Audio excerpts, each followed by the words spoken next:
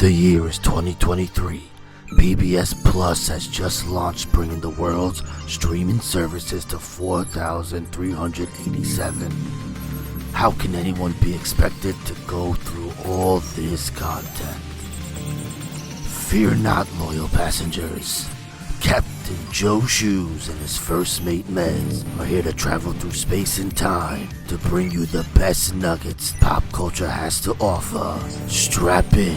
It's time for the JoeMeZ podcast.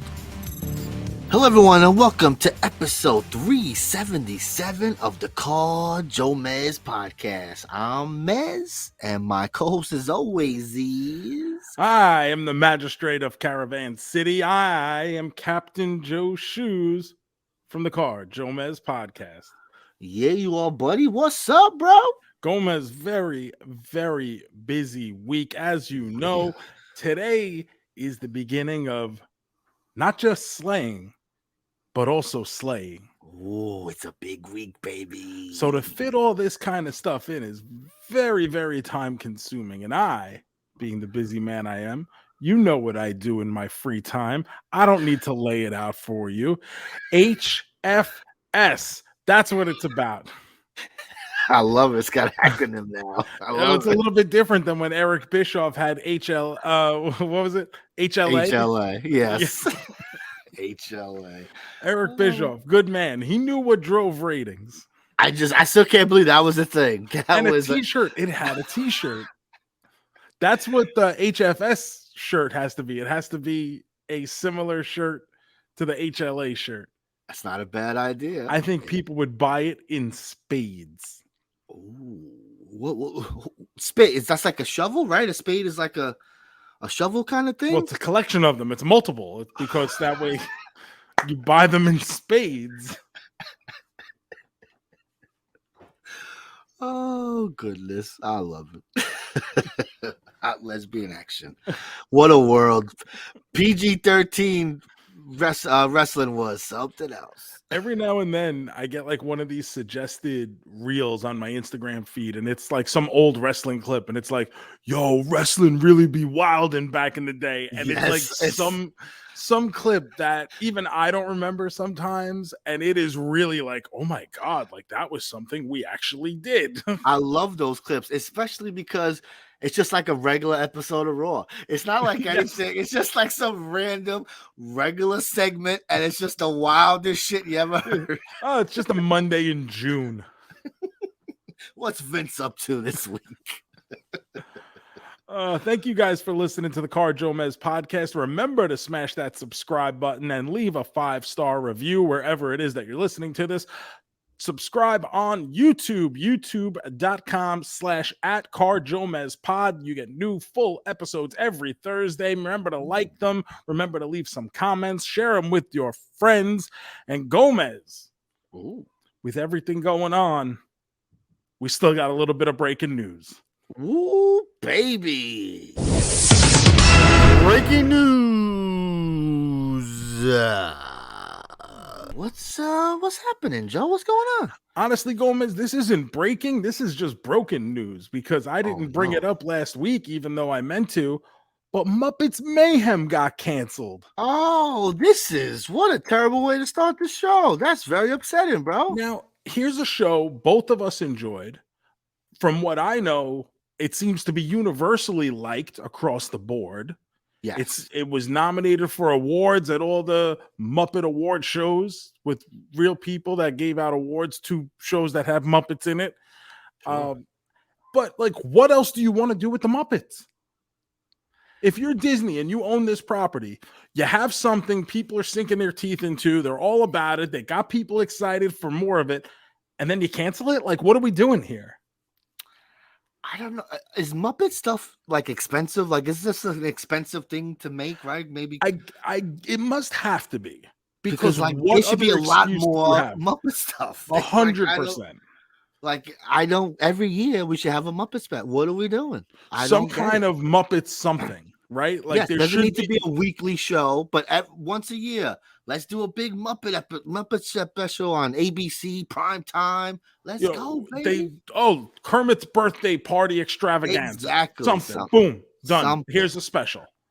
Oh, man, I mean, as much as I love the show, I didn't expect the season 2 because one, no one fucking watched the show, right? We talked about it. I never saw any chatter. I actually did. I felt like it was in my feed. I felt like a lot of people were talking about it. I was hearing about it, and I'm going, it seems like it's doing well.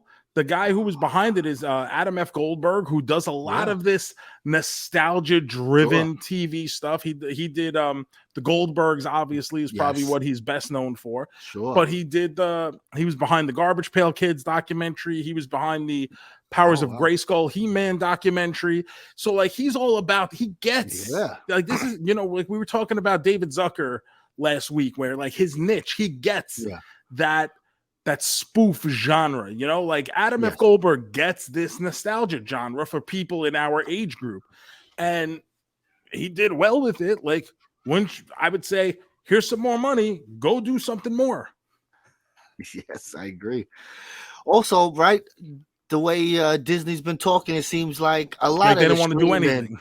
A lot of the streaming stuff is not going to be happening. Like those Marvel shows, we ain't getting no second seasons of nothing anytime soon. Like that is not going to happen. But we shouldn't. Like, no, we shouldn't. A lot of those. Sure. Like, even, did you ever end up finishing Loki? Nah, I never did. We did the first 3, and then we just kind of got into something else.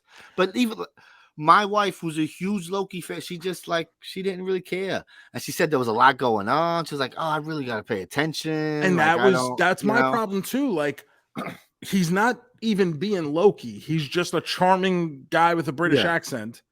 And he's doing like this heist stuff with Owen Wilson, which is fine. But like now you're trying to bring me through timelines and I got to pay attention to when this happens. Where does this pop up? I got to remember back then. Oh, remember when we saw that one guy in episode 2, 4 minutes in? Like, no, I'm not watching a fucking Marvel show for that, bro. Like, what do you think this is?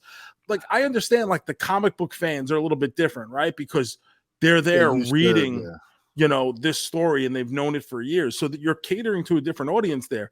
But the comic book fan is not who you're trying to appeal to when you put out a TV show. It's the same reason why the MCU was successful. If you were just marketing it to the comic book fans, it would have been 11 people watching these movies. It's true. When you see people complain about Marvel, they bring up a lot of the multiverse stuff. Like that's like a little too much for like regular people to try to like. It's a lot going on. Wait, this one is this one. This one's from this. Like so, people. I get that. And even when I read people's reviews, like I needed the end of Loki explained to me in a sense. Like, okay, can I spoil it for you? It's been long enough. He sits on a fucking throne. He grabs a bunch of wires, and now he runs time or something. Who the fuck knows? All I know is at the end of it. He's the god of time, but at no point did I was just like, wow, like, so it looks like he's trapped in vines. Like this is what we're fucking doing? Like, who gives a shit? And then I got to read these reviews to kind of have it explained to me like I'm a child. And each one is like, oh, well, in Marvel 636, it's this. And in Marvel 82, I'm like, what are these area codes? Those are the different worlds. I don't care. It's like Tommy Lee Jones standing in the sewer. I'm from a different timeline. I don't care. The only reason I do want to finish Loki is because it seems like it wraps up his story. Like we might not see Loki for a long time after this. That's what it seems like when people are talking. So that's like, oh, we should kind of watch that. But still, I just. But yeah, so here you have a property with the Muppets that every time it seems to get a little steam, they like cut it off at the legs. Yeah. It's upsetting. Like a decade ago, we thought we were having that Muppet Renaissance. Remember? Yes. The TV show, the movie. Yeah. We had the Jason Segel movie. Then we had the Muppets Most Wanted, which was not great. Not great. Yeah, and then they had the weekly TV show. Remember with the sexy Miss Piggy thing, right? Kermit had a new girl. Even Muppets Haunted Mansion was, I guess it was fine, but like that's the kind of shit the Muppets should be doing. A little like special like that. Doesn't have to be an hour, 20 minutes, boom, in and out. Just like they do with like Mickey. Like, we don't watch them, but every once in a while there's some Mickey special that's just on Disney Plus, that's 6 minutes long. It doesn't need to be anything crazy. That's enough. That's sad. So that was the Muppets, Gomez. Who knows where they go from here? I haven't heard anything like that. There's any plans in the works for where the Muppets, what their next move is. So we shall wait and find out, and who knows when it'll be. But in our Facebook group, which you can find on Facebook, just search Card JoeMeZ Podcast in the group section. You can join. It's free. Please do that. Yes, come join the conversation. We had our double main man, Jeff Manalia, has been posting what he's big into the holidays, Jeff. Yes, he is. Jeff gets very into Christmas, and he's watching all these specials. And he made a post about a certain one that I've never seen. But Jeff is preposterously positive when it comes to things. Even though the rest of the world knows things are bad, Jeff will stand by it and say he loved it. Even when everybody else knows it's bad, Jeff will say things are good. Until he watched We Wish You a Turtle Christmas. Which was a direct-to-video holiday special in 1994 featuring the Teenage Mutant Ninja Turtles as the movie Turtles. It wasn't even like animated Turtles. No, it's like big guys in suits. And Jeff shit all over this. So I'm looking at this. He wrote about this in the group. Other people are commenting. I'm looking at it going, gee, a direct-to-video special in 1994 featuring live action. I don't believe you. I don't believe that it's bad. When Jeff has to shit on something, this has got to be atrocious. Oh, so remember last year I played a clip of it during one of our weeks of something, and I remember everyone was like, "What the fuck is this?" They had like a Jamaican accent as they're fucking singing. Hey kids, what do you think? Do we need more lights? We need more lights. They're coming, they're coming. Hey kids, how about helping me sing my favorite Christmas song? Take the holes with pepperoni. Fa la la la la la la la. It made no sense, bro. It was, "Hey Mikey man, what are you doing with that tree?" It's like, what the fuck happened to the turtles? It's like 20-something minutes. We might have to put that on the Twitch stream, maybe, Joe. I'm guessing it's got to be on YouTube for people to find. So, I just thought if it in this position where even Jeff is getting after it and he's saying negative quintuple main man, it's got to be like Star Wars holiday special bad. I've only seen that one clip. I guess from that one clip, it's pretty rough, bro. I couldn't imagine sitting through another 15-20 minutes of it, to be honest. So I kind of want to see it. Sounds like we got some extra homework to do. Don't get me wrong. I'm not going to go out of my way to do this. Oh, yeah, you are. Oh, yeah, you are. We got to do the extra credit, baby. Well, here's the thing is everybody else in the group now is talking about some other holiday special. Our double main man, Joey Hudson, posted something about this Adult Swim thing called Yule Log. And he said he wants me to watch it. And a couple people piggybacked on it saying, I got to watch this thing. And I said, I don't even have a clue as to what this is about. And what people said was good. They don't want me to know. They just want me to watch it. Gomez, have you heard of Yule Log? Yes. So this came out last year. It's the same kind of thing like you mentioned where people were just like, hey, there's this thing on Adult Swim. It's called Yule Log. Just check it out. Just watch it. I'm like, okay. So I guess I'm going to watch this. And to say the movie takes a couple twists and turns is an understatement. I don't know. See, I love showing you movies like this, but it always ends up where you just kind of go, what the fuck did I just watch? And I have a feeling Yule Log will definitely be one of those things, bro. Like, I don't know. I want you to see it, but at the same time, I know your response. I could not imagine you going, that wasn't bad. You could be like, what the fuck? What the fuck? I'm going to get texts. What are you making me watch? Like, I feel like it's one of those movies. So you've seen this? Yes. So let's just say, hypothetically speaking, I got a couple minutes on my hand. I'm on a break from the HFS. I put on Yule Log. If I come here next week and I speak about the Yule Log, will you be ready to engage me in conversation? Oh yeah, I remember everything about. Trust Oh, me, jeez. you don't forget this movie. I'll tell you right now. It's good. Um, Listen, I enjoy it. I have a good time with it. It's something though. It's not for It's everyone. something. It's not for everyone. It's trying something, and then it tries something else. It's trying things. For me, it worked. That's it. That's all I got for the news this week. JoeMeZ kept it nice and short. Remember, guys, if you're listening, join our Facebook group. It's free. You come, enjoy the conversation, talk about whatever you're watching, and then maybe, I don't know, if you want to jump on this When You Wish Upon a Turtle thing. Apparently, other people do not like it. Looking online, there is a copy. If you put "We Wish You a Turtle Christmas" onto YouTube, there is a 20-minute thing here. It looks like it's the whole thing. Oh, baby. Oh, baby. We might be watching that. Man, we can have a busy episode. JoeMeZ, I got it in my head that I wanted to go to the movies this week.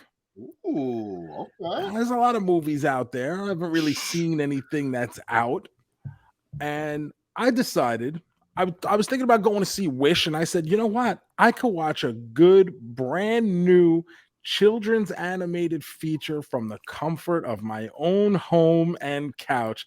And guess what? As much as I like Chris Pine, the movie I can watch at home has someone I love even more, and that is The Sandman. What did you watch here, Joe? Adam Sandler's new movie on Netflix, Leo. I can't believe you watched it. Why can't you believe it? Because I saw just that you watched it. I saw the trailer about a week or two ago, and it like starts where you think the movie's gonna be like, all right, it's like a regular, and then it turns into this whole other thing. It's like, oh my, this is an interesting movie that they're doing here, and I will watch it. I didn't know you got around to it so quickly. I love it, bro. When the Sandman calls, I answer. It's true. I mean, we don't miss a lot of Adam Sandler movies. We haven't liked a lot of them. We actually do miss a lot of Adam Sandler movies. Dude, I feel like we watch all of them. Bro, he has like 55 Netflix movies, and I don't think I really watched many of them. That's true. I never watched, right? Like Murder Mystery or some shit like that. Yeah. Okay, so I missed a couple. I mean, I feel like I watched it. I guess the last one maybe was Hubie Halloween. Is that the last one we watched? We did watch that one. What a movie. He's got to stop doing those voices. So this movie, Leo, stars Adam Sandler and Bill Burr. Adam Sandler plays a lizard named Leonardo, and Bill Burr is a turtle named Squirtle. And they are classroom pets at a school in South Florida in Fort Myers. And Adam Sandler realizes, he hears someone say that lizards live to about 75 years old, and he realizes he's already 74. And he has this whole bucket list of things he wants to accomplish. And this actually fits our theme for the week with the It's a Wonderful Life stuff. It does. But he's got this whole list of things he wants to accomplish. So he's got to come up with this plan to escape his terrarium. That way he can go live out his dreams. Thing is, he can talk, and so can Bill Burr.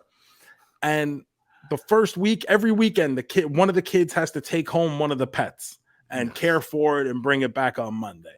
So the first week, some girl begrudgingly takes this lizard home, and she comes back to her room, discovering there's an old lizard. He's like very slowly trying to break free, but then like he knocks some shit over, and he ends up unknowingly letting her know he can talk. So he becomes this like voice of reason and mentorship for these kids. And each week, a different kid is taking Leo home, and he's helping them get through life and being a child, and the problems they go through about fitting in and self-worth and stuff. And he's helping them with that. And he gets a good fulfillment out of this. And I gotta say, JoeMeZ, this movie is awesome. Sounds beautiful. Sounds like a beautiful movie. It is adorable. It is very cute. It is very heartfelt. This is probably one of the Sandman's best movies in years. I believe it. When I saw the trailer, right? So I'm expecting the movie just to be about this lizard trying to live out his life. And then it takes this turn where it shows you that no, he's like a life coach to like all these kids. And he's like helping them with their problem. I'm being bullied. Hey, you don't let people bully you. Like it's like, and I was like, this movie took a turn. It looks really cute. I'm happy to hear that. It's good. You know what? I'm gonna give it a 3.5 main man. Holy shit. That man hasn't seen a rating like that in years. And at first, I was like, I gotta be rating this a little bit high. Like it's just gotta be that because he's doing his "I'm the Sandman" voice the entire movie. You know, like it's not his regular people voice. No, it's his. It's not. He's doing. Why aren't you talking to this person and they could be your friend? Like it's him doing that voice for an hour and a half. Sounds great. But I was like, I have to be grading on a curve here, right? But then I go and look it up, and IMDb's giving it a 7.0. And Rotten Tomatoes has it at 80% fresh with an audience score of 93%. Holy shit, 93. So, folks, if you haven't seen Leo on Netflix, sit down. It's very kid-friendly. You know, maybe like 1 or 2 jokes here and there, but it's very kid-friendly. So sit down with your kids, have a good time, and watch The Sandman give you a classic. Wow, I'm going to put that on the list there. We're going to have to check that out soon. I love it. Joe, I watched something that you're not going to watch with the kids. You got to put the kids to bed for this one. I started a new series on Paramount Plus. Look at this. There's not much to choose from there. So I was online scrolling and I saw someone put up a tweet that said, hey, there's this show on Paramount that if it was on Netflix, it'd probably be the show everyone's talking about because of this, and that. And I'm like, oh, okay, that sounds interesting. Let me check it out. So I go on there. Okay. It's 6 episodes. It's a Korean series. So it's in either subtitles, dubbed, whatever, however you want to watch it. You got options, but it's in another language. So be prepared. It is about a hotel where a man is meeting a young lady for the first time. They're meeting up for, sounds like, some scandalous interactions, I'll say. And it turns out they tell you this in all the promos, so I'm not spoiling nothing, but if you want to go on fresh, go right ahead, skip ahead. It turns out the lady is up to no good. She made the man come here under false pretenses. She is now kidnapping this man and selling his organs for, black market stuff. Okay. Pretty crazy. Wow. This is crazy. See, this is something I need to worry about because I have met many women in hotel bars for a first meeting over the course of the past 18 or 19 years. Watch it, bro. They might be trying to get that kidney. But I mean, maybe was that the time I woke up in the bathtub full of ice? This dude wishes he woke up in a tub of ice because that's one hook. There's 3 hooks to the show, right? So that's one thing. The second hook is an earthquake happens in the middle of this but of course. transaction. And now the story is about what is going to happen because the hotel is all fucked up and what's going on. So I'm only on the 2nd episode, so I don't know where it leads to. What is the name of this? This is called Bargain on Paramount Plus. Now, the 3rd hook to this show, it's all in one take. There's no cuts. The camera, it's about 30, 40 minutes long, and there are no cuts. From the minute the man walks into the hotel room, the camera's just shifting along, walking along, going to room. It's really pretty impressive. Who's in it? Anybody notable? No, it's just a bunch of Korean people. I mean, maybe they're popular in Korea. I'm sorry, I don't know. Is it in Korean? Yes, language? everything is Korean. Okay. Yes, everything. Subtitles, dubbed, whatever you want is on there, but it's in another language. It's 6 episodes, 35, 40 minutes. They go by quick because it's interesting and something's always happening. And also if you pick up on like, oh, this camera fucking isn't moving. Wait a minute, So the first 2 episodes, I'm into it. I'm good. There's 4 left. I'll probably finish it up this weekend. I like it. I do think people would talk. I don't know if it'd be like the #1 show on Netflix, but I do think it'd have a little more traction than a little bit more buzz. Yeah, for sure. Yeah. Well, no one has Paramount Plus. No one has Paramount. The only thing I can think of that Paramount Plus has even been good for originally, like original programming wise, is the Tulsa King show with Sly. Yeah. Which is good. It you know, I enjoyed it, but I'm also not signing up for Paramount Plus just for that show. Nah, Paramount's like the Nickelodeon MTV. Like if you wanna watch SpongeBob with your kids. I get old episodes of Daria. Yes, exactly. So it's like, do I really want it? Also, I guess Yellowstone is maybe on there because it's a Peacock Paramount thing. The things are crazy, so it might be on there. Maybe the recent season. There's nothing on there. MTV The Challenge. I'm not paying. It's old episodes of Beavis and Butthead, if that matters. Oh, the new episodes of Beavis and Butthead. Remember they did bring that back. Beavis and Butthead, if that matters to you. I've saw something that said Apple is maybe thinking of doing something with Paramount. So if you have Apple TV, you could maybe add on Paramount Plus or something for a couple bucks. They should just merge. Maybe it is a full merger. I don't know. It'll be like when Kazumi does content shares with other adult film stars. Just like that. I mean, I was gonna say like Amazon, how you could get Shudder and Showtime and stuff. Oh yeah, like I guess that's the thing.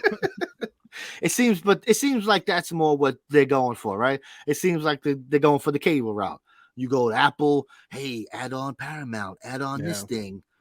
I don't want that. We don't want that, folks. No, you don't want. We that. good. So yeah, if you have Paramount, I know you don't. Maybe you signed up for it. It was on sale, Black Friday, something. I actually share a Paramount account. So do I. You know, you got to share the same one.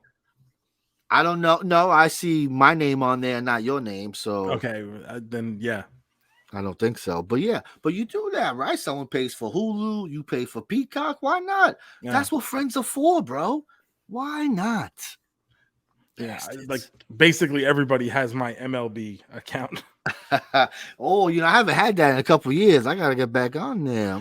For you, it's kind of worthless though, because you get all the Mets games anyway. It's only if I wanted to see like, you know, Ohtani or something, if there was some big game. Well, he may be a Seattle Mariner by the end of this week. Is that the rumor? Seattle? No, I'll tell you what, this Ohtani free agency has been historically tight-lipped. Crazy. And everything is up. There's people talking about him going to the Braves. Everybody still thinks he's going to the Dodgers, but there's some wild teams in there. Like, the Giants are still in. The Cubs are still in. The Mariners just made a salary dump trade with the Braves. That's because they're clearing space for Ohtani. So people's minds are very active, but the last word that I heard, and like I said, we record this on Monday, so by the time Thursday this episode drops, things could have changed because the winter meetings are going on now, but people are thinking the Ohtani thing may be done by the end of the week. I noticed you never mentioned the Mets. What happened? I thought we were backing up the truck for him. What happened to that? They do not seem to be in on Ohtani, but they do seem to be in on a lot of other guys, including Yoshinobu Yamamoto, who is like the pitcher from Japan right now. And he's probably going to get around $200 million. They appear to be in on him. It's not a big free agent class. So it's these international free agents that are really keeping the buzz going right now. So once these guys start falling off the board, you'll see a lot of those depth signings. Really, the best position player as a free agent right now is Cody Bellinger, and he had a good year with the Cubs. It's been on the downcline, right? But that's the thing. He was an MVP, and then he had a very suspect couple of years. Yeah, it's been. That's why he's not on the. Last year, he took a 1-year prove-it deal with the Cubs, had a very good year, but now it's like, how much are you willing to commit to Cody Bellinger? Do the Yankees want to jump in the deep end of the pool for $220 million on Cody Bellinger? Or are the Giants going to do something silly because the Giants have been trying to give away money for the past 3 years now and keep getting turned down by everybody? What's going on with Juan Soto? I saw he's on the trade block. Is that He's happening? on the trade block. Every source I've heard, he will definitely be traded before the beginning of the season. And that He's a could be Yankee? another location for those Seattle Mariners who are clearing out Wow. salary space. Oh, wow. The Padres were talking to the Yankees about a Juan Soto deal, Yeah, that's what I had heard. and it didn't even involve any of their top prospects. I'm looking at that going, if you're any team in baseball and they're asking for nobody, Nothing. Yeah, what are we doing? every team should be on this deal. It's fucking 1 year. Who gives a shit? Oh, well, we're not giving up the prospects if we can't. You're not giving up any of your good prospects anyway, and they're fucking prospects for a reason. Go get Juan Soto for a year and worry about it at the end of the season. 100%. Those prospects, that one prospect out of 45 that might hit, guys. There was one Yankee pitching prospect who's not even like their top prospect, and one scout says that's way too much to give up for 1 year of Juan Soto. Fuck you. Who gives a shit? It's Juan Soto. You already know what you're getting. It's pretty fucking good, guys. This fucking pitching prospect could blow out his elbow a week and a half into spring training. Especially, I would be weary for like a hitting prospect, but a pitching prospect, these guys are hurt all the time. Like they don't stay healthy, these pitchers anymore. So remember, I was the guy who in 2013, when Matt Harvey was lighting the world on fire for the Mets, I was the one who wanted to trade him to Boston for Mookie Betts. And everybody told me how stupid I was. Oh, you don't trade a guy like this. He's one. If they were going to give you Mookie Betts, which was a genuine rumor at the time, Matt Harvey for Mookie Betts was a genuine rumor at the time. If I said, you go and do that 100 times out of it, I will take the position player one for one. I will take the everyday position player over the 35 games at best a year starting pitcher every single time. 100%. Pitching is important, but there's always pitching.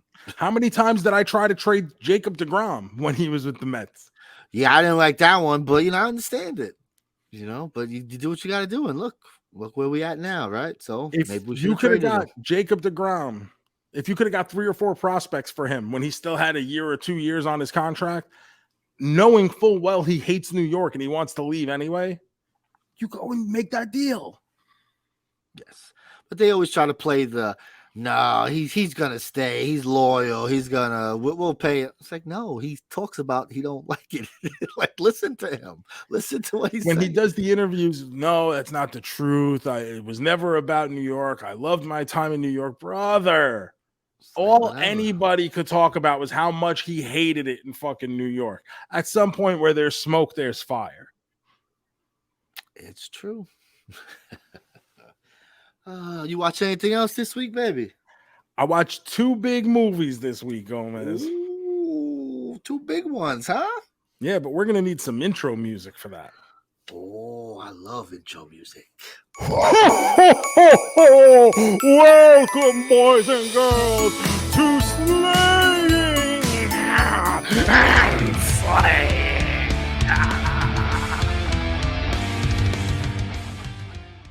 Oh, Joe, it's the most wonderful time of the year, baby. Welcome to Slaying and Slaying, everybody. Oh, welcome back. Welcome back. Oh, it's been too long, Joe, right? It's been too long. It's been a year. We should do it more often. We should. No, I think it's right? fine. Christmas in July. That's the thing, right? Just pass on all those big Marvel blockbusters so we can watch some $35 budget horror movie. Oh, we got one of those coming up.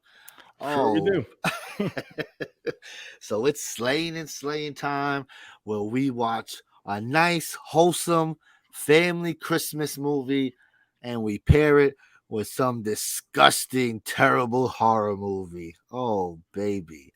This week we did It's a Wonderful Life and a new horror movie, It's a Wonderful Knife. Let's start with the new movie here, Joe. right? Because everyone knows what It's a Wonderful Life is about, right? The basic premise of that movie, even if you haven't seen it, right? I think it's been around for so long, you kind of know what it's about, right? Yeah, man wishes he was never alive. He's then taken into an alternate timeline, which is the early version of the multiverse. And he's shown what the world would be if he had never existed. And the hook is at the end to make him appreciate, or him or her, I should say. I keep saying him. I don't want to assume gender here. The hook is to try to get them to appreciate their life and want to live at the end, right? Yes, of So course. that's the hook. Last year we did It's a Bundy Full Life when we watched the 2-part Married with Children Christmas special.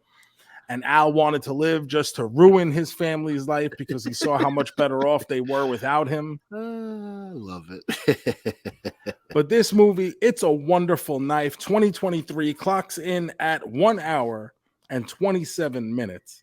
And according to IMDb, after saving her town from a psychotic killer, Winnie Carruthers' life is less than wonderful. When she wishes she'd never been born, she finds herself in a nightmare parallel universe where, without her, things are much, much worse. So this plays off the trend that we've had recently in horror movies, where we kind of take a horror and we mix it with some other kind of genre, right? We had Happy Death Day, which was a Groundhog's Day mixed in with horror. We had Freaky, which was a Freaky Friday version of a horror movie. So this is kind of the thing lately. These have been fun movies. So here we take the basic premise and we have a slasher movie thrown into it here. So we get Jane Widdop starring as Winnie Carruthers here. She's best known, I think, outside of this for being in Yellow Jackets. And we also have some supporting roles from Joel McHale and Justin Long. And the whole deal here is that there is a killer on the loose at Christmas time. And they call him the Angel because he's in this long white cloak and mask. And he's attacking a teen Christmas party where he's killed by Winnie. And a year later, people are ignoring it like it just never happened. And she's still having a hard time coming to terms with this and how no one wants to talk to this. And she's basically dealing with this PTSD of having killed this person. Yes. You know, whether murder or not, yeah. you know, it's a very traumatic event. And course. she wishes she was never alive. And she's then shown the world where she's active in it. No one knows who she is, even though she's grown up and gone to school and gone to field hockey and whatever else the kids do nowadays. She's been around these people her entire life, but they don't know who she is. And because she never existed in the first place, that killer was never stopped, never brought to justice, and even killed her brother last year. Oh my goodness. Yes. That's what he was going after when she killed him the first time. She saved her brother. Not there to save him this time. Uh-oh. So yeah. The movie is just like It's a Wonderful Life, right? The first half is showing you the present day, what's happening, the slasher. I do love the look of the killer, right? That's a pretty sexy look. It was a very cool looking. He looked like kind of a ghost thing. They call him the Angel, which I thought was a good name for it. Yeah, really cool. The only thing is, I mean, not the best idea for an outfit all white like that. Does this man have a lot of? Does he have a lot of these outfits? Because he's killing people and he's looking very fresh, cleanly laundered, very fresh. So I'm like, what's going on? It reminds me of in old WCW. I can't wait. Kevin Sullivan had Sullivan's Slaughterhouse, and he used to come with like this butcher apron on, and it was always crystal clean white, like fresh from the dry cleaners. And it's like he's supposed to be like some slaughterhouse guy. There's not a speck of, even dirt or anything on him. I guess he doesn't do much slaughtering. Or maybe you're the best at it, so you know where the precision cuts, so you don't get it all over the place. Maybe like Leatherface, he was a professional. He had cut up so many people that he That's was right. able to just like that whole kitchen was pristine clean. David Beckham type clean. Look how many of our past episodes I just weaved into one reference here. Oh, good. So, yes, I had fun with the first half. The second half, I didn't have as much fun with this movie, Joe. I was not really digging the "It's a Wonderful Life" aspect of this movie. What were you feeling here? I just don't get a lot of the motivation for the guy who's the killer. I get what he's going for. It's like, oh, he can be. It's Justin Long he's the evil real estate agent, right? And he's trying to buy up all these houses so he could put up whatever he wants. And he runs this town and he's an asshole. And we get all that. And he's the killer and he's going to kill the old guy who's like standing in his way from buying up that last piece of property he needs, which I'm like, okay, I could kind of see that. I would kind of kill a couple people for some property or whatever. Yeah, but then I just don't get why he just starts showing up at the teen parties and killing them. It's like, what do they have to do with anything? Like, you got your property. What are you doing here now? Like, you out in the woods trying to kill Winnie Carruthers' younger brother, who's the son of like your top employee. Like, what? And their friends. Like, what are you even doing at this point? Like, now I've lost it. You got to tell me more about the motivation here. I agree. It is a good plan. Except that, I mean, after a while, this has been going on for a year while this girl is gone. Bro, you ain't moving. You ain't like, what are we doing? Like, people are having parties. Still allowed out of their house. That's what I mean. Is like the killer has been there for a full year. Once she wishes to have never been alive. Yeah, for a full year, the angel has been making appearances and killing people. And like crazy. Everybody's acting like, nah. It is a small town. This town looks to be about the size of the town in It's a Wonderful Life. So it's one of those small towns where everybody knows each other. When they light the town Christmas tree, literally, that's what everybody does. Yeah. They all go to the town square. It looks like fucking Oshkosh, Wisconsin, when I go wrestle for fucking Swoggle up there. It's a very quaint little homely town. Gilmore Girls. It's like exactly like that. And you think, you want your kids out there just tempting fate every day for a year, and come Christmas time, just be like, all right, be back by 11. It's crazy. People go to school, people have parties, people just living their life. I get you're supposed to live your life, right? But at a certain point, it's like, what are we doing? That's insane. So yeah, I had some problems with the movie. I'm a little upset because I've been hearing good things, and I wasn't feeling it. Another horror movie from this year that I just wasn't feeling, that everyone seems to be enjoying. I don't think this is horrible. I didn't say it. No, it's not. At the same time, it's very mid. It's mediocre. And when I look at ratings around the internet, IMDb 5.3, Rotten Tomatoes 54%.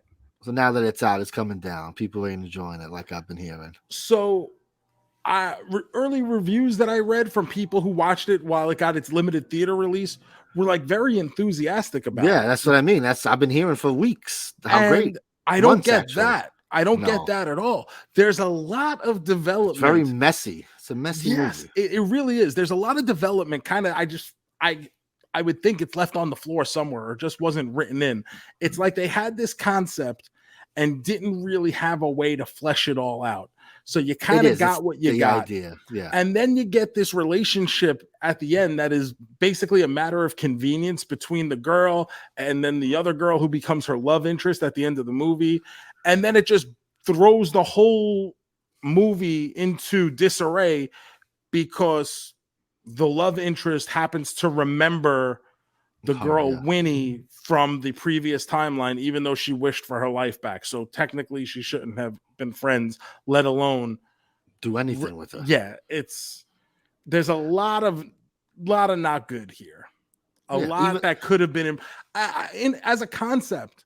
I think this could have been a good movie. It's a great idea. That's the problem. You go, oh, that's a fucking great idea. I gotta write this, and then you just kind of You know, I feel maybe is the movie too short? Should the movie be a little longer? Should we not rush through that second half so much? Even the first half is very fast. Like I said, it's so much of it is just because there's no motivation, there's no development, there's everyone's motivation too. Is it's not just the mayor. Everyone's motivation is the way everyone acts. It's kind of like, what are we doing? Why would you act like that? Why would you do this? Why would you do that? Because even in the world where she doesn't exist, it turns out her father is in on it with the boss, who's the mayor now. But the boss killed his son. So now he's like, you haven't killed him. Like it's just very sloppy, very, very sloppily written and put together. And I don't know whether that was a script thing or a directing thing or an editing thing, but this movie just like it's got potential. As an idea, this could work. It just doesn't. Very, very disappointing to hear. I was hoping to start us off with a bang, and look at this. So this was on Shudder. Hopefully you guys watched along. We'd love to know what you think. But yeah, for me, not the worst thing I've ever seen, but you get kind of agitated because you see where the potential could have been. 100%. 100%. I'm sitting there like, oh, that's what they went with it. Okay. Like I'm just kind of, I mean, obviously it's never good to do that, but I'm like sitting there second guessing every choice they make because I felt like, oh, they made that choice. Oh, they decided to do that. You know, sad to see. I was hoping to have a new rotation, a new movie in the rotation for the holidays. Maybe I'll give it another try soon, but I'll tell you, we watched a movie last year that's going to be in my Christmas season rotation forever, and that's called Anna and the Apocalypse. And that movie is great. The soundtrack is great. I've listened to that soundtrack throughout the year. I love it, since we watched that movie originally. If you haven't seen that, definitely go check that out. Last year it was on Tubi, I believe, when we watched it. I don't know if it's still up there. It's on Shudder at the moment. Okay. Shudder and AMC Plus if you have those. But that's a movie that if you haven't seen, definitely go check that out. Go out of your way to see Anna and the Apocalypse and put that one in your rotation. Woo! I fucking love that, baby. It's like, fuck this movie. You know what's a good one? Woo! That's my boy. Like you said, you're always looking to have that new movie added in. And Anna and the Apocalypse is a movie that deserves to be there. I did my job last year. I'm so happy. This year is not looking so good. This year off to a slow start. It's not so good. So now let's go to the nice movie. You want to hit music now or save it to the end? I was gonna save it to the end and see where they both rank, whether they line up here. It's a Wonderful Life. Have you seen this movie before, Joe? Because this is a classic. No. This is a movie that plays every year. Yes. 100,000 times. I've seen the commercial for it 100,000 times. I've never watched it because growing up, I wasn't watching anything that was in black and white. I just wasn't. I agree. Listen, I put this movie on. I said, "Hey, Shiloh, look, you want to watch this movie? It's a classic." She went, "Ew, there's no color." And I said, forget it. I said, I'm not going to win this battle. I said, I'll just stop. I get it, bro. It's a long ass time ago. We didn't have no color. So it's weird. I'll be honest. I remember renting Clerks for the first time on VHS when that first came out on video. And I just had heard from people at school, like, you got to see this Clerks movie. And I was just like, okay, I'll go rent it. I rent it. I get home. I pop it in the VCR. It's black and white. And I'm going, what the fuck? Is something wrong with this tape? And then I turn over the case from Blockbuster and it says at the bottom, 90 minutes B&W. And I go, you got to be fucking... Bro, we're in 1994 and you're giving me B&W? What? I get it 100%. I never had a problem with black and white because I always watched movies with my mom. So we were watching, Turner Classic, AMC. We were watching those old movies. So I never had a problem. But I know a lot of my friends did. So when they say things like that, I go, I get it. I understand. I love it. Oh man. So yeah, it's a Wonderful Life. I've seen it, of course, but it's not on my rotation or anything. Like I like it, but it's not like, oh, I need to watch It's a Wonderful Life this year. You know, if it's on, maybe I leave it on, maybe I don't. It's a movie I've seen, I enjoyed. I haven't gone back in years. Years I haven't seen this movie. It's on Amazon. That was good. Amazon Prime, nice and free. And it's a little long, this movie, huh, Joe? This movie's a little 2 long. hours and 10 minutes. Also, it's on Roku. If you guys have a Roku, one of the guys in the group brought it up that it's also on the Roku channel for free as well. Oh, I remember the Roku channel, right? Because we have to watch Weird That Al. Weird Al Yankovic movie. The only place you can fucking see Weird Al.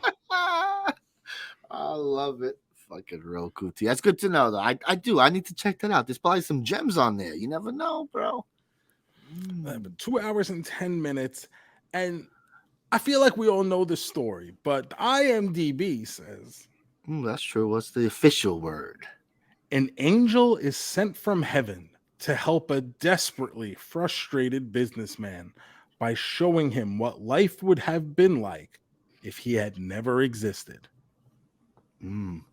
Now, where It's a Wonderful Life kind of zooms through the story here, It's a Wonderful Life, boy, they take their time to get to that hook, huh? Sweet ass fucking that time. fucking angel don't show up. There's like 10 minutes left. The angel's like, I guess I should come out here. And I think the angel is only in the movie for like a grand total of 16 minutes.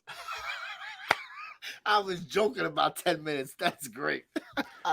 Now, this movie opens with what looks like a piece of black construction paper on a light bright set. Yes. And the it universe. And if you ever have a kid, like JoeMeZ says his 8-year-old did not want to watch this movie because it's in black and white. Well, not only does she not want to watch it because of that, but show her this opening scene first. I dare you to show any of your kids this opening scene with a fucking blinking light bright telling them, oh, George Bailey, yeah, hard time. It sounds like a Robin Williams bit. Yeah, George Bailey, hard times. Really go through it. Hysterical. It's the truth. Like I said, I haven't seen it in a while, so I don't remember that's how the fucking movie opens. And I'm like, oh, this is okay. The angels are talking. What is happening here? I'm sure this looks state of the art in 1946. Oh, forget about it. It was like, holy shit, they filmed in space. Well, watching it 80 years after the fact was like, my God. One of the things that hits me really early in this film is we're getting, you don't even really know it's a flashback, but they're kind of, the story is set up where the angel is finding out the history of the character George Bailey here. Yeah. He's watching his life. And very early on, there's a scene where as a boy, George's brother falls through the ice and he's rescued. But they say something like, oh, he was born in 1909. And I'm going, holy fuck, like that's a long fucking time ago. It is. And to think that like that would be an appropriate year to write for a person in a movie at some point. Like when you do the math, you know, you carry the one and bring it over. Makes sense. And you're like, holy shit, like 1909 was a real thing.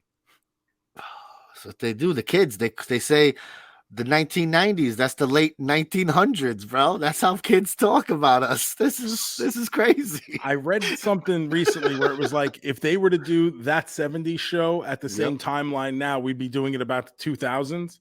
Yeah, and I'm like, 100%. How the fuck, like, what even was the 2000s?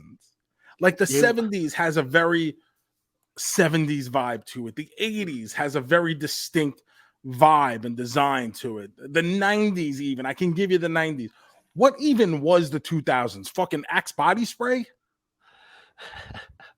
There wasn't much because that's when we start going into nostalgia and we start bringing things back. Yeah, good point. Because like that's the problem now, right? The 2020s, it's all nostalgia based. Like, what are the 2020s? What are the 2010s? It's all like, oh, remember we started dressing like we did then and this. So I don't know. I have no idea what anything. Culture is going to be something else in a couple of years. Yeah, like how do you do like one of those VH1 I love the 2020 show now? Like, Yeah. what would you remember? We talked about loving the 80s. Remember that? It's like that's what it is. We're talking about something else. like I love the 2010s. Is that gonna be like, oh, we all listen to that One Direction song, Gym Tan Laundry. High School Musical? Like, even that's the 2000s. That's that long ago now. Jesus. So in this movie, we get James Stewart as George Bailey, Donna Reed as Mary Hatch. Those names feel like household names because of how often they were said in those commercials that we would see every year. Where we're, as we do our nostalgia-based TV show podcast. Are you familiar with Mr. Jimmy Stewart? Like I know the name, but I know he did. What was it? Mr. Smith Goes to Washington. I think is probably what I know him best from. Really? Okay. Yeah. But like I said, I never saw this. Like the name is very familiar. Yes, sure. No, that is one of his big ones. But me, I always think of Rear Window, Hitchcock. Oh, okay. So that. But then, of course, this one, like obviously. Like I think of him in this only from hearing the name. Like, tune in Tuesday night to see James Stewart. I totally remember that commercial. Yeah, because it's so dramatic and the music, like it was just, and then like it ends with him going, like it's like the end of the movie, like they show like a clip of him talking to everybody. Oh, so funny. When he looks up into the camera, does a freeze frame as he pumps one fist in the air and says, "It's just a wonderful life." Like John Bender on the football field at the end of The Breakfast Club. Hey, hey, hey, hey, ooh. So we go through this boy's life. How you like him getting slapped up by that pharmacist? So I'm a fucking gangster.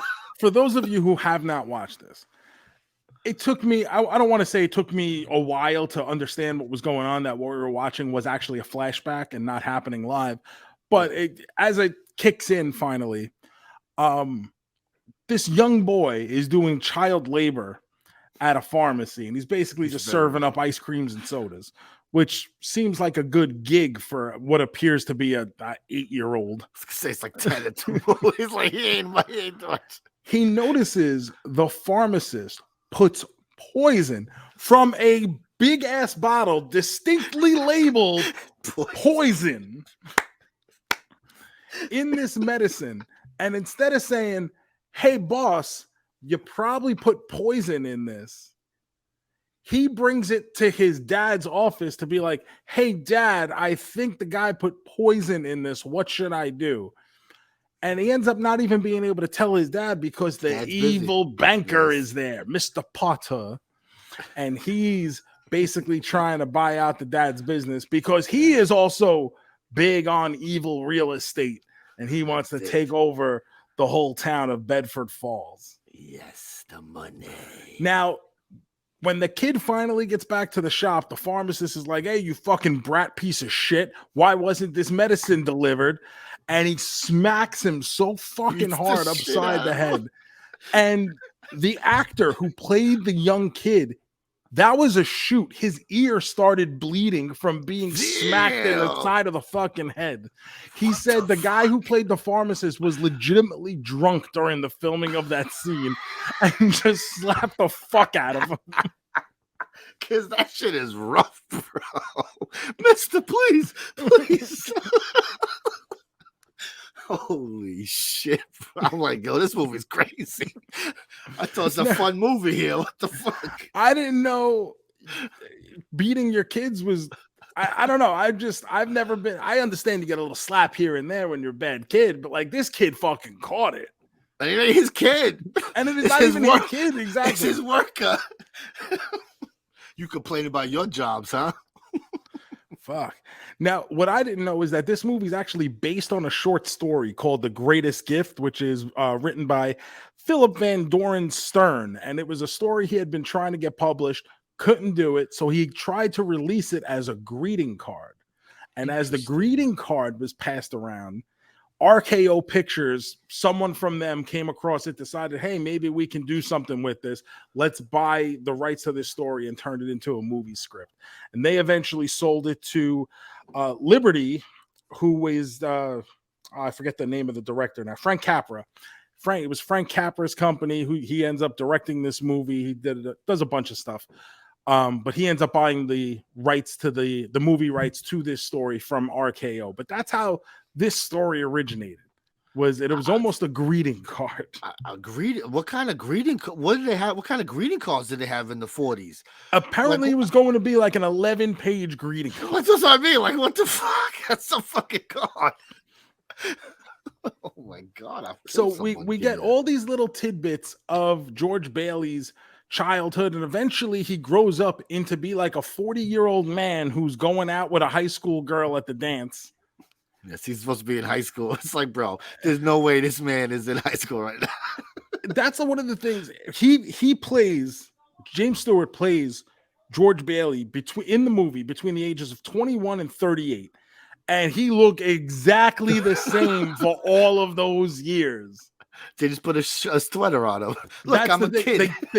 At one point, he's wearing a suit jacket. At one point, he's wearing an old man sweater, and he shows up at that local high school to court this girl, Mary, as played by Donna Reed, who has always had a crush on him since they were kids.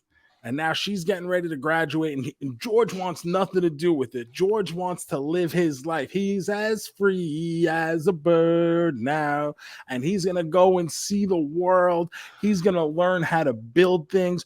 The one thing he's definitely not doing, staying in Bedford Falls and marrying Mary Hatch. So, of course, what fucking happens? He gets stuck in Bedford Falls and marries Mary Hatch and begins what appears to be the most miserable life in the history of planet Earth.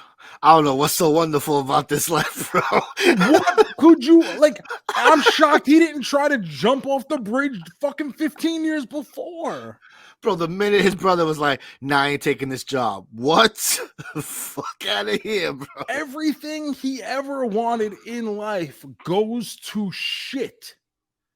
Everything. The second he has a dream, it fucking lights on fire and burns right before his very eyes as he's caught clutching at the ashes of dreams.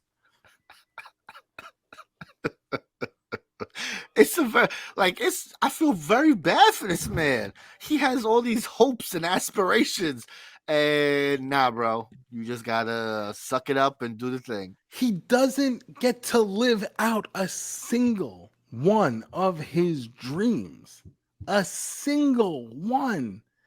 Everything he has ever hoped and dreamed to do in his life goes to shit. He doesn't want to get married. He's adamant about not getting married. All of a sudden, he's married.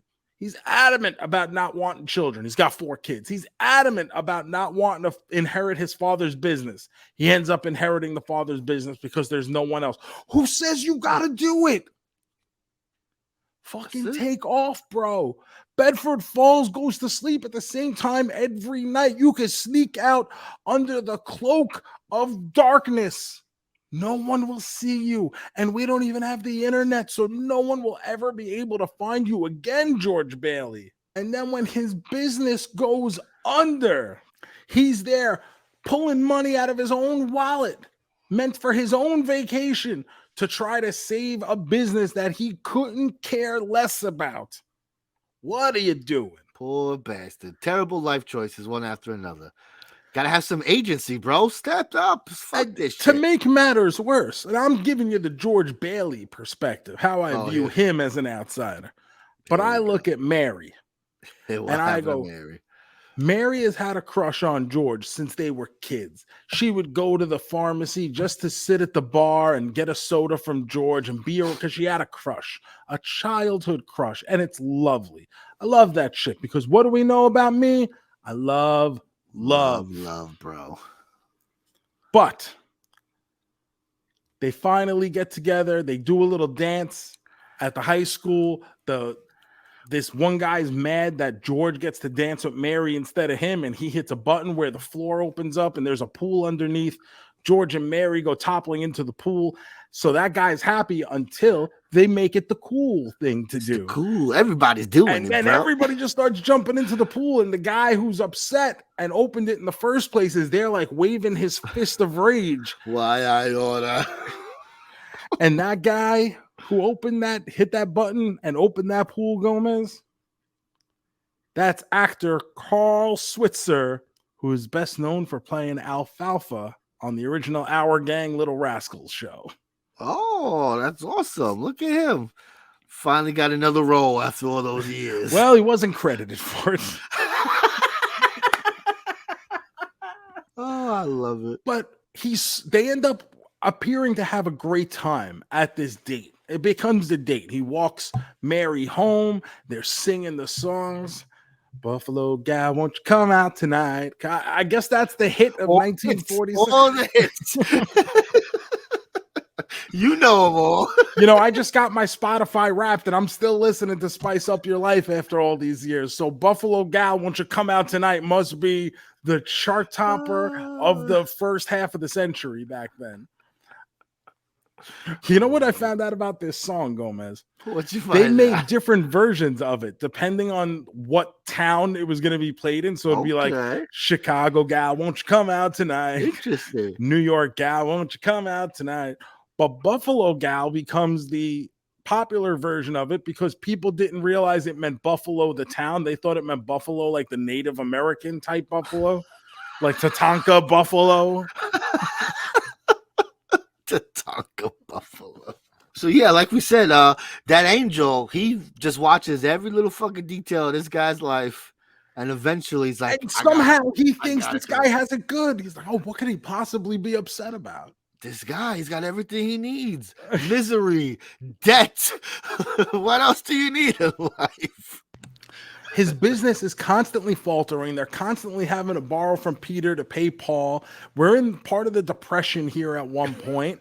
Like, I don't understand what is wonderful about this life.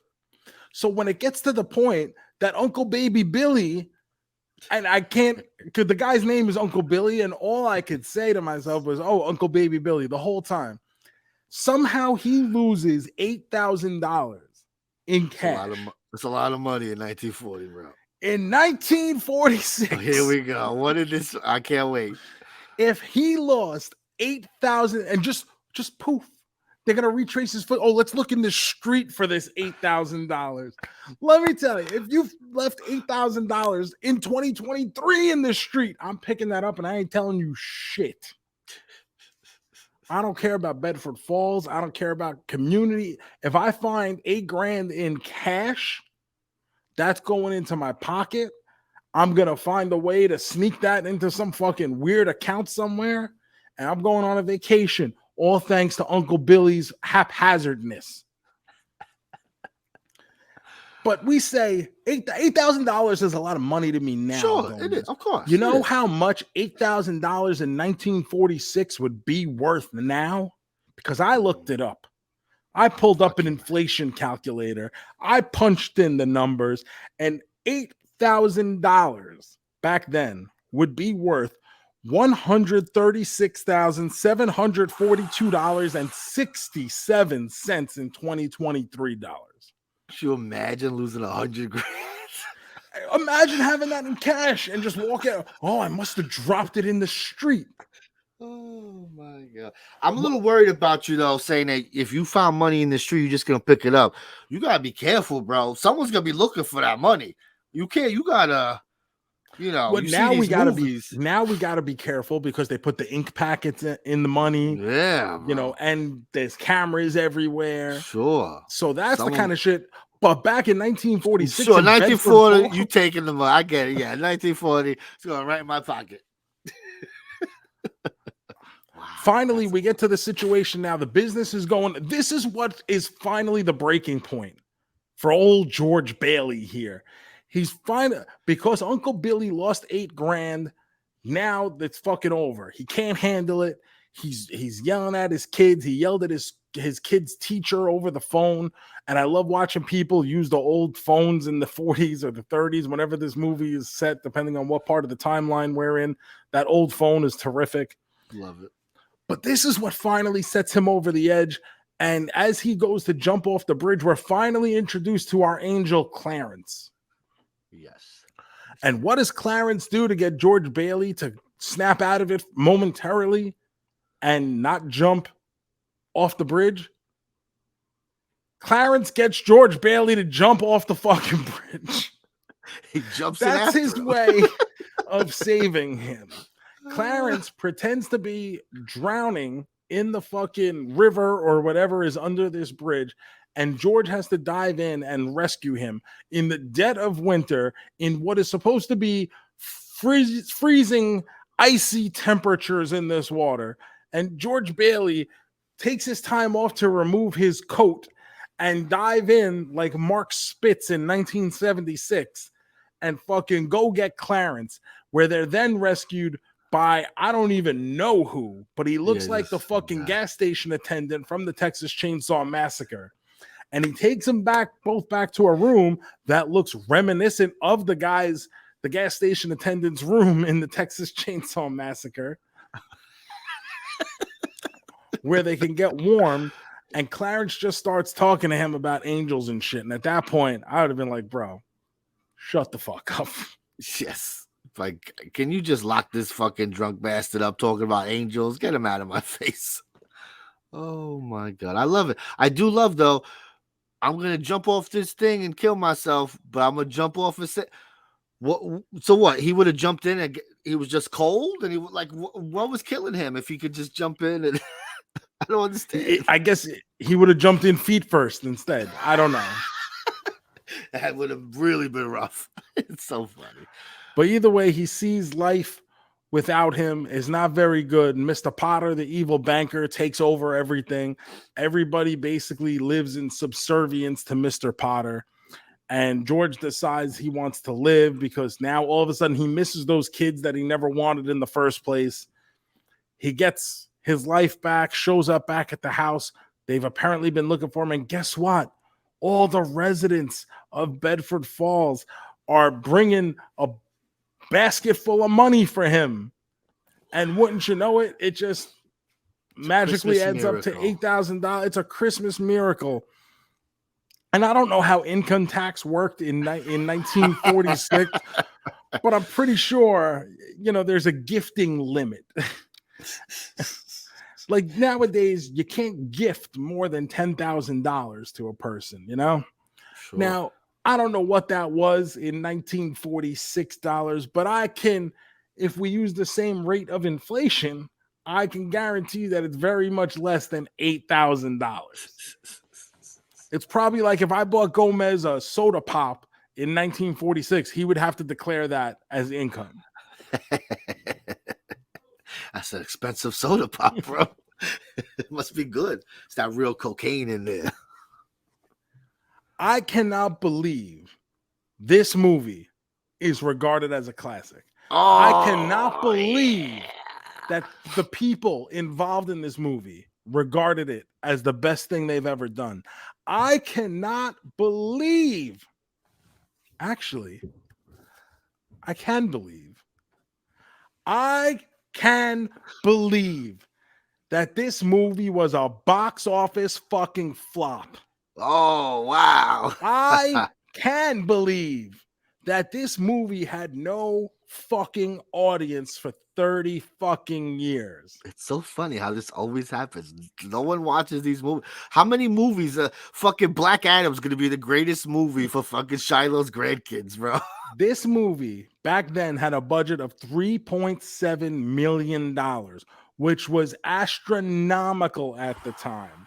And a lot of it had to do with these very elaborate sets that they built for this movie. Took over 2 months to build over 75 buildings over a 4-acre area of Encino, California. Wow. So they just built a little town instead of finding one. They built a town. Crazy. Jesus. Wow. $3.7 million budget takes in $3.3 million at the box office, was number 26 most successful film of the year at the box office. Wow. This is not a movie that was an automatic hit. This was not a movie that was ever thought to be a classic, let alone a Christmas classic.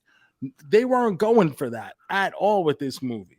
It just so happens that the copyright for this movie lapses in 1974, so it becomes available royalty-free to any station that wants to air it until 1994. Wow. And of course, stations start hearing all free, day, free, bro. free, free, all free, day. and they 24 play hours. the living shit out of this.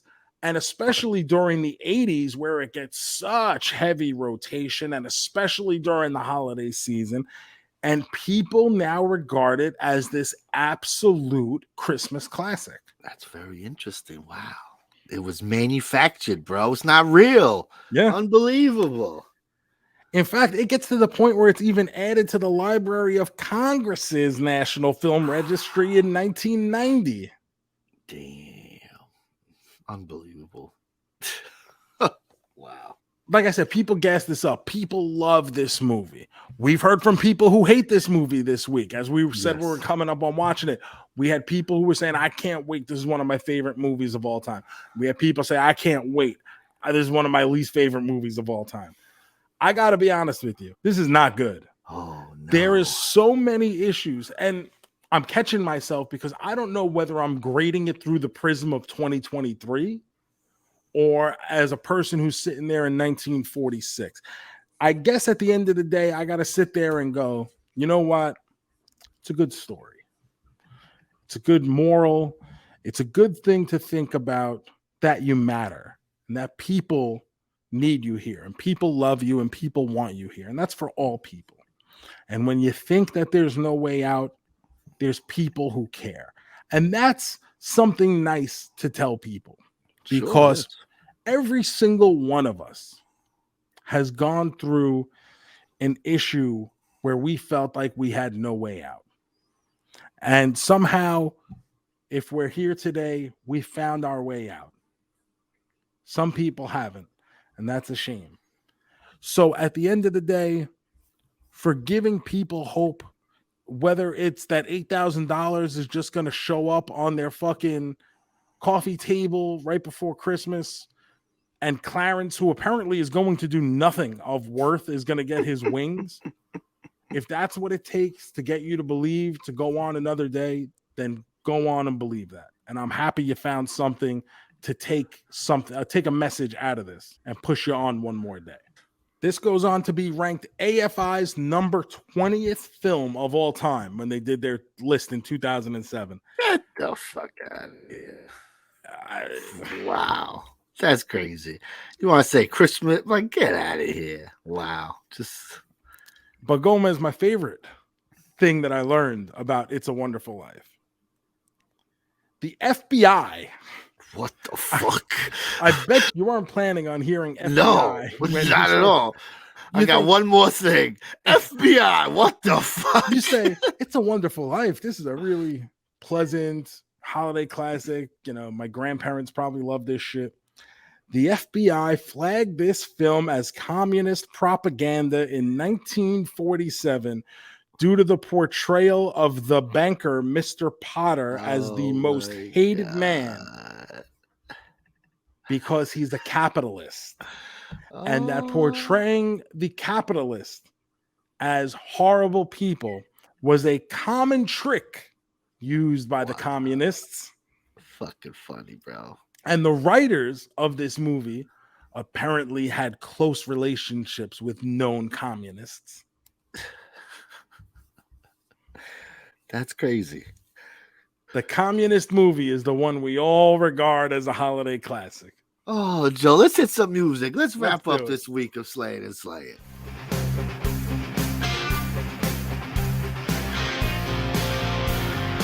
Are you a man? A double main man? Are you a man? A triple main man? A man? A quadruple main man? Are you our man? Are you our man? All right, folks. Week 1 of Slaying and Slaying is in the books. Didn't sound so good here. Let's get our official word here from Joe. Let's start with It's a Wonderful Knife. How are we feeling there on the main man standard? It's a Wonderful Knife frustrates me for a lot of reasons. And the biggest one is because I see potential in what could be a good movie. I see there's a movie in there that I would enjoy watching, and this just isn't that movie. And I don't know why it's not that movie. Like, why is this the movie that they chose to give us when there is so many different areas, it feels, to give us something more? And I feel like we got cheaped out of that somehow. So It's a Wonderful Knife, I'm going to give a 1.5 main man, single and a half star. I'm close there with you. I'm gonna give it a 2. Very disappointed with this movie. I've been hearing about it all year. I don't need to hear about it. Just the premise of the movie makes me excited for it, right? Like, I was excited already. And another horror movie has fallen flat for me in 2023. Very upsetting. So upsetting. Maybe in a couple years we'll give this another try. You know, someone will come up with the same similar idea, tweak it a little bit, and we can see that. Very upsetting. Oh, so sad. So that wasn't so good. So the other one, we had to have it better, right? With the regular Slaying movie. Yeah, I think the classic It's a Wonderful Life is a better movie than It's a Wonderful Knife. It's just, I had low expectations coming in. I wasn't expecting to like this movie. I mean, such a long time has passed that just in the movie making process, things are so unbelievably different. Like, we're literally watching a piece of construction paper with a light bulb flickering behind it in the opening scene. And that's supposed to be our angels talking to God or something. And there's just so much in this movie where I look at it and where George finally gets his redemption. You look at it and go, what are we really rescuing? This is a guy who never achieved a single thing that he ever wanted to. This is not the guy who should be telling this story. And that's really my biggest issue with it. I can see almost like the Killing Joke, if I can make a Batman reference. Wow, interesting. Every man will sometimes have one bad day. And that could lead to a very different direction in that person's life. George Bailey has not had one bad day. He hasn't had one bad week. George Bailey hasn't had one bad decade. He has had a lifetime of disappointment. And to think that this is the straw that broke the camel's back when he has nothing he ever hoped for. He's never changed any of his feelings. We never get like he's a changed man and he wants to settle down and he wants that family and he wants those kids and he wants Mary. That's never been there. It's just that all of a sudden he's there and he doesn't know what to do otherwise because he's stuck in Bedford Falls. So now he has no choice but to be stuck in this situation. He's not the person that should be telling this story. So for that, and if you love this movie, I get it. Maybe it just hit you at the right time. Maybe just the overarching message of the movie just speaks to you in some way. I completely get that. But for me, as someone watching it for the first time and knowing the premise of this movie, the premise of this story, what this is about, and hearing for years about what a classic, what an inspirational story, blah, blah, blah, blah, blah. I come away from here going, you guys lied to me. This isn't the story you made it out to be. This is a wolf in sheep's clothing. And he was finally trying to get out. I don't know if he's happy. He may be happy in the interim because now, you know, he didn't jump off the bridge and a bunch of people dropped money, so they bailed him out of this one instance. What happens next week when something else happens? I was going to ask, how long before he's jumping off that bridge again? And that's where I go. When the kid gets sick at school next week. Yeah. George Bailey is still an unhappy man. You've bailed him out of one singular situation. There's no way that he appreciates everything that's gone on. And even when you see like they take him back and like, oh, your brother died in 1911 because you weren't there to save him. Okay. What did he really miss out on? Nothing. A bunch of townspeople had their town taken over by the evil banker. But you know what? They're still there. They still got to go to work in the morning. They still got to do what they were going to do. They're just a little bit less happy about it. I was going to say a little less happy. Yep. But for George Bailey, their happiness means his unhappiness. So for that reason, I give this movie a double main man, 2 stars. Yeah, I'll give it 2.5. You know, it's okay. It's just, it's always just been something that's there, and I get why people could like it. I totally get why people like it. It's a very nice movie, a nice message. But yeah, George Bailey, bro, it's a rough life. It's a rough life. It's a Roughderful life.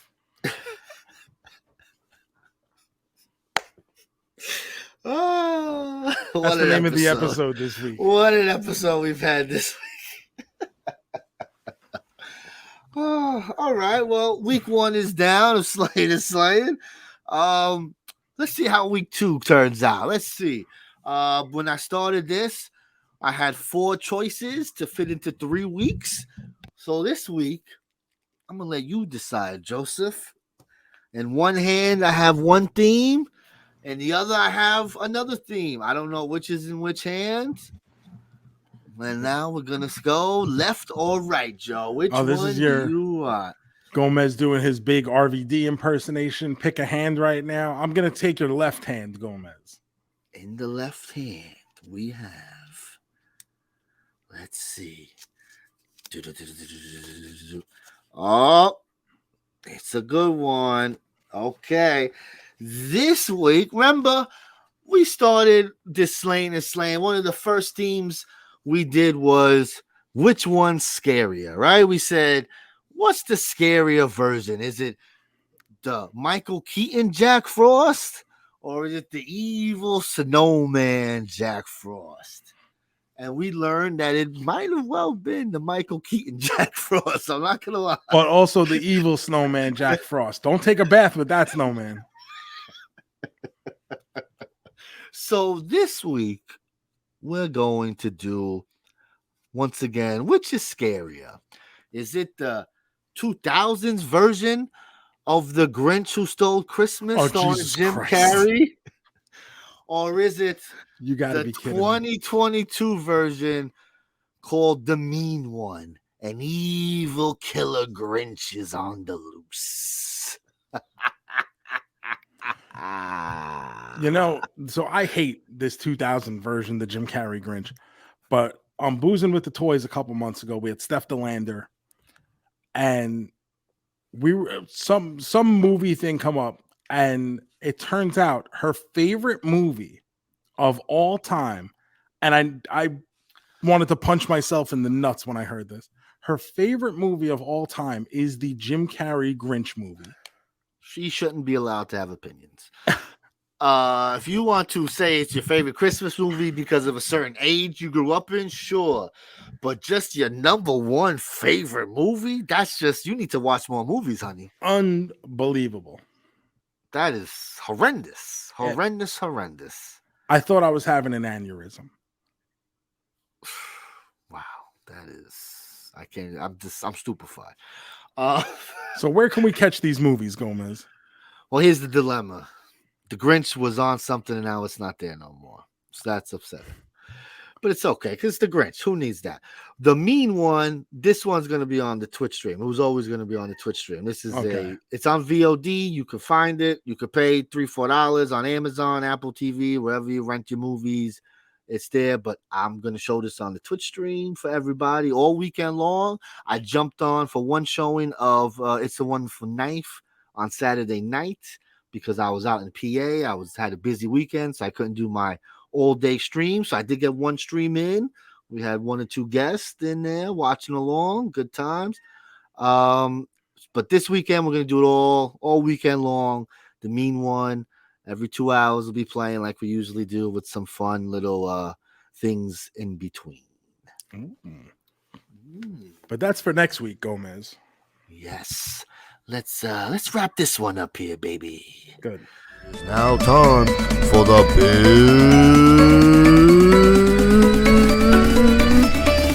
finish.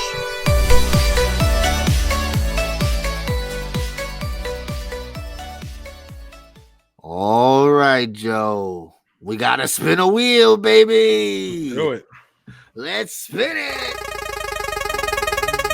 Big finish time. What are we landing on this week? Oh.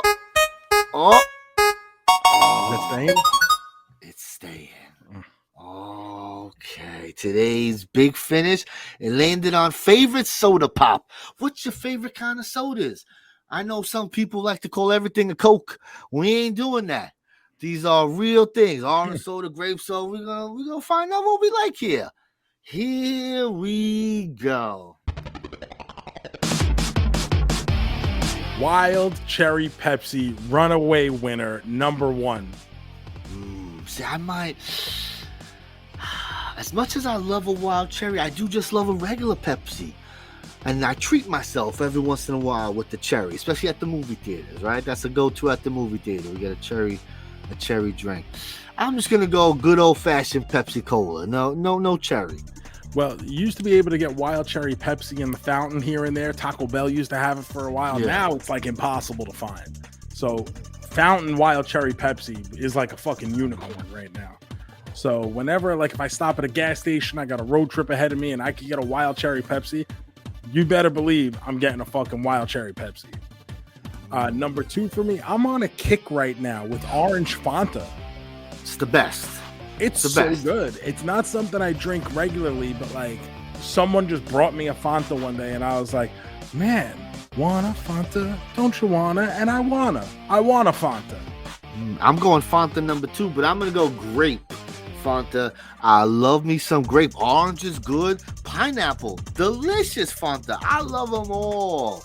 But grape, give me a grape Fanta with some Chinese food. Oh, nothing better, bro. Nothing better. And for me, #3, Dr. Pepper. I love a Dr. Pepper. It's cola, but it's not, but it's still delicious. And I like it. And you can find it pretty much everywhere. It makes it very accessible to have. So even if you're in like weird towns, even if they got Mr. Pibb, if you're in a Mr. Pibb town, you can still get Dr. Pepper. Man, this third one's hard because I do love Dr. Pepper. I love some Boggs root beer. Man, I don't know. I think even a cream. We're gonna go to root beer. We're gonna do a Boggs root beer. I love a nice root beer, especially with a slice of pizza. Oh, Maron, baby, the To best. me, there's something about pizza and Chinese food with soda. I don't want a beer. I want pizza and Chinese food. There's just something about it for me to have it with a soda. 100%. Those are my two go-tos. The movie theater, pizza, Chinese. That's when I really have a soda. I try not to have soda too much. Those are special occasions where I treat myself, you know? You got to treat yourself. Thank you guys for listening to the JoeMeZ podcast. Remember to hit that subscribe button, leave a 5-star review, follow us on YouTube, youtube.com/@JoeMeZpod. Remember to subscribe, leave a comment, hit that like button, share it with your friends. You can follow all my stuff over at The Joe Shoes on all the social media platforms. Next week, I will be appearing in Queens, New York for ICW No Holds Barred. And what will I be doing there? Well, you're going to have to buy a ticket and find out. That's icwnhb.eventbrite.com for tickets. Oh, baby. Can't wait. I'm the GomEZ154, Instagram and Twitter. And this week, the Twitch stream is live. all weekend long, we're going to be watching The Mean One, an evil killer Grinch movie. Oh boy, I have not seen it. I don't know if it's a piece of shit. I mean, I can't imagine it's not a piece of shit, but we'll find out together, folks.